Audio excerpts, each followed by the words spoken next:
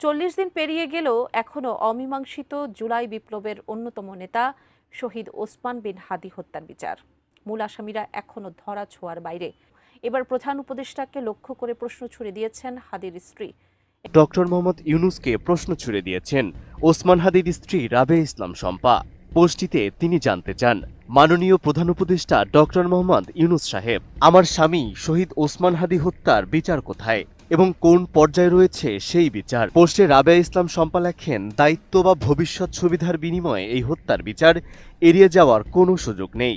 তার ভাষায়, সবকিছুর আগে তার সন্তানের বাবার হত্যার বিচার নিশ্চিত করতে হবে। তিনি অভিযোগ করে বলেন, সরকার বর্তমানে জাতীয় সংসদ নির্বাচন নিয়েই বেশি ব্যস্ত, অথচ জুলাই অভ্যুত্থানের পর দিন দুপুরে সবার সামনেই একজনকে হত্যা করে পালিয়ে যাওয়ার ঘটনা ঘটলেও সেই খুনিদের এখনো কোনো সুরাহা বা বিচার হয়নি। তিনি স্পষ্ট করে জানান, কোনো ধরনের প্রলোভন বা প্রস্তাবে তিনি বা তার সন্তান ফিরনাস আপোষ করবেন না।